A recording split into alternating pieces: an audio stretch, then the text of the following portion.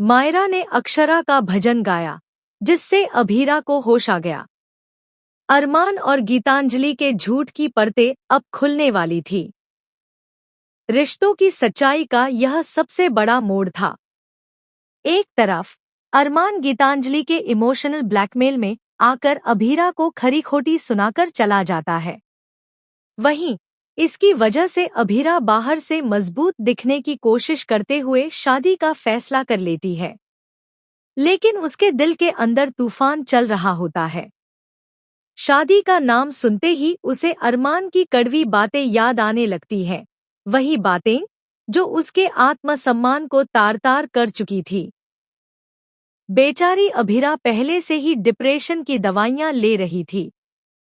वह अपनी टूटी हुई आत्मा को संभालने की कोशिश कर रही थी।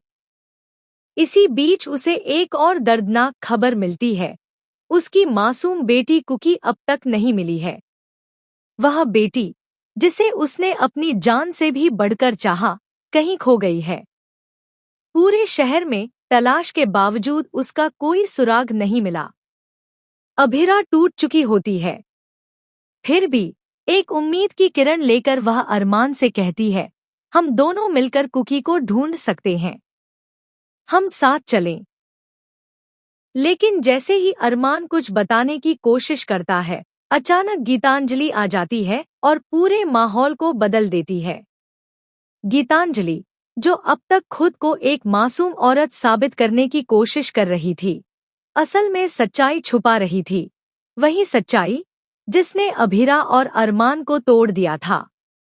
वह नहीं चाहती थी कि अरमान फिर से अभीरा से जुड़ जाए, इसलिए वह अरमान को कुकी के बारे में झूठ बोलने पर मजबूर करती है और इमोशनल ब्लैकमेल करके उसका फैसला बदलवा देती है। इस गहरे धोखे और भावनात्मक जाल से जूझती अभीरा आखिरकार झुंझलाकर शादी का फैसला कर लेती है, लेकिन अंदर से पूरी तरह टूट चुकी होती है। सगाई के दिन जैसे ही वह स्टेज पर आती है, अचानक चक्कर खाकर बेहोश हो जाती है। पूरा परिवार हैरान रह जाता है। अफरा तफरी मच जाती है। सभी उसे तुरंत अस्पताल ले जाते हैं। डॉक्टर उसे इमरजेंसी में ले जाते हैं। थोड़ी देर बाद डॉक्टर बाहर आती हैं और कहती हैं, अभी कुछ नहीं कहा जा सकता जब तक इन्हें होश नहीं आता। इनकी मानसिक स्थिति बहुत नाजुक है।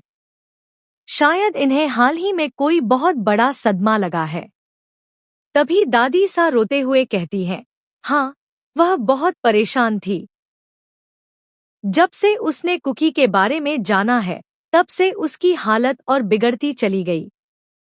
डॉक्टर कहती है, हमें प्रार्थना करनी होगी। अब बस ऊपर वाला ही कुछ कर सकता है। उसी वक्त मायरा, जो सब कुछ देख रही होती है, चुपचाप उठती है और अस्पताल के मंदिर में जाकर कान्हा जी की मूर्ति के सामने बैठती है। वह अपनी नन्ही सी आवाज में अक्षरा का वही भजन गाने लगती है, जो कभी अभीरा अपनी माँ के लिए गाया करती थी। उसकी मासूम और सुर में डूबी आवाज पूरे अस्पताल में गूंजने लगती है और चमत्कार होता है। अभीरा की उंगलियों में हरकत होती है। उसकी आंखें धीरे धीरे खुलने लगती हैं। डॉक्टर दौड़ते हुए आते हैं और कहते हैं, हमें विश्वास नहीं हो रहा। यह किसी चमत्कार से कम नहीं है। डॉक्टर की आंखों में आंसू होते हैं और वे कहते हैं, बच्चे सच में भगवान का रूप होते हैं। इस बच्ची की प्रार्थना ने वो कर दिखाया जो दवाएं भी नहीं कर पाईं। अभीरा होश में आती है और सबसे पहले मायरा को देखती है। मायरा मुस्कुराते हुए उससे पूछती है, आप कैसी हैं? क्या आपको मेरी आवाज सुनाई दी? अभीरा उसे देखती ही रह जाती है और फिर अचानक रोते हुए उसे गले से लगा लेती है। फिर पूछती है, तुम्हारा नाम क्या है? मायरा कहती है, मेरा नाम मायरा है। मेरे पापा ने